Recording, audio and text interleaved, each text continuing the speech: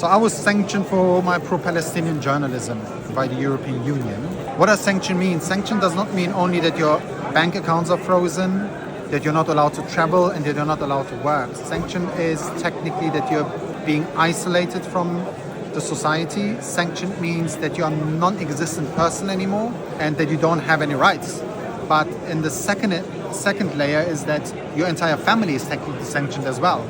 Your little children are sanctioned, your wife is sanctioned, your unborn children are sanctioned because they're affected by that. As a German citizen living in the European Union, normally I have the rights traveling across Europe because Europe does not have borders. But with sanctions, I'm not allowed to travel anymore, first of all. I'm not allowed to work anymore. I don't have the right to earn money. I don't have the right to pay my lawyers. I don't have the right to pay my foods. I always have to ask for permission by the German Federal Bank if I want to buy something. Just an example. If I go out with my child wants something to drink. And if I don't have money, cash, I need to ask the German Federal Bank for permission if I'm allowed to have more money to go to buy food or medicine or a bottle of water for my child. That is sanctions, and that shows what kind of rights do you have. You do not exist in the system anymore. Are you the first German journalist? I'm the first German journalist, European citizen journalist who's being sanctioned, who's living in Europe. That's a precedent case. So the sanctions grant you a certain amount of money for humanitarian reasons to be able to survive. I was granted 506 euros that I'm allowed to use from my frozen account per month, and I'm living in Berlin, where the average rent is 1,500 euros, maybe. And you're not able to survive with 506 euros in a month with 2 children and a wife. So now what happened is that the bank, my bank, froze even that amount of money. So I have right now no access to no money. I can't buy food for my children, medicine for me, for myself, for my children, nothing. So my wife's frozen account was released after a couple of weeks when the sanctions were implemented, but the bank still froze her saved money by order of the German Federal Bank, because they say, Hüseyin, Dogru, me, I would have control over that money possibly. That's why they froze her money. So they technically sanctioned her as well, even though she has nothing to do with all of that. So our sanctions in the 17th Russian sanction package, they accused me that my pro-Palestinian reports, my interviews with Palestinian organizations, and my coverage of pro-Palestinian activism in Germany, especially the Humboldt University occupation, which was, by the way, legitimate and it was amazing.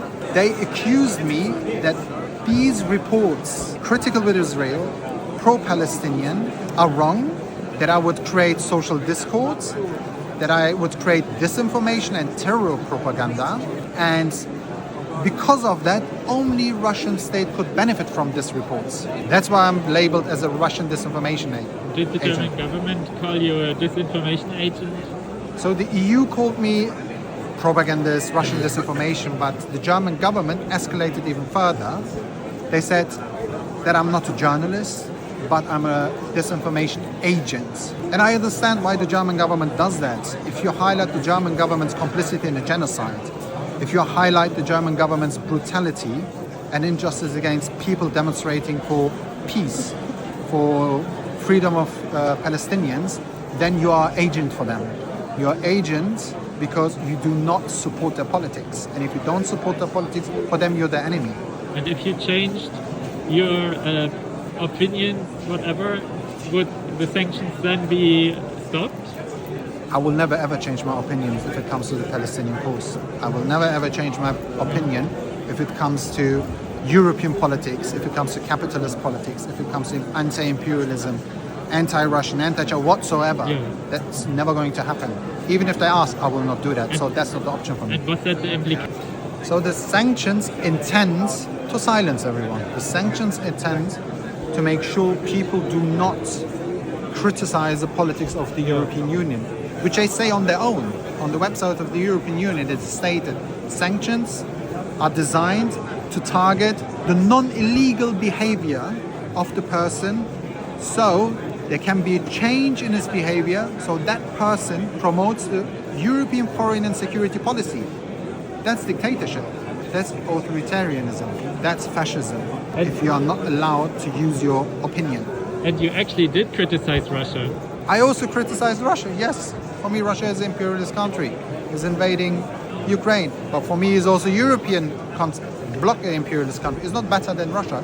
I mean, we saw what the European Union or the so-called democratic West did in Afghanistan, in Libya, in Iraq. 500,000, that's official numbers.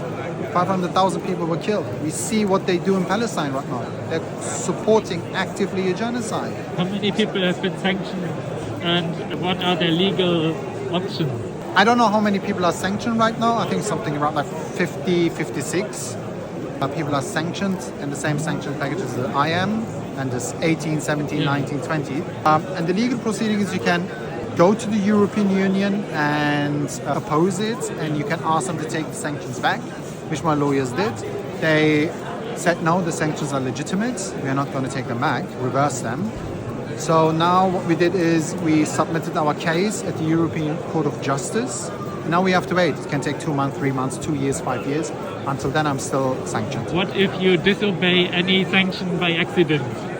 So if I would circumvent sanctions, for example, if I would accept money from someone, if I would try to leave the country, etc., etc., etc., it could be I could go into jail. And everyone who supports me, for example, gives me publicly money, or gives me gold or food or whatsoever, is technically considered as circumventing sanctions, which is also, you could go into jail, go to jail for that. And you are allowed to write and publish, but not for money. I'm allowed to work without compensation. I'm allowed to exist without earning money. I'm not allowed to earn any money, but the funny thing is the German state will still taxes from me for everything. So I'm not allowed to work, earn money, but you want money from me. Like, how is that going to work? The German government and the European Union, I mean the entire world, is being redesigned. We see that now the rule of law is gone. There's now the rule of the strength, rule of the powerful. We have a wave of right-wing movements, parties being in the parliaments, like in Germany. The AfD is number one in the polls, I think, right now. We have right-wing governments across Europe. We have a fascist in the United States as a president. So in all this chaos, we have economic crisis, social uprisings, social unrest. Governments politicians try to stay in power. And now we have the options of liberal imperialism, fascistic imperialism. Choose. For us, it should be technically, we reject both of them. And what is happening is also, especially in Europe and Germany, let's talk about Germany because we're in Germany right now. We see German militarism is getting more aggressive.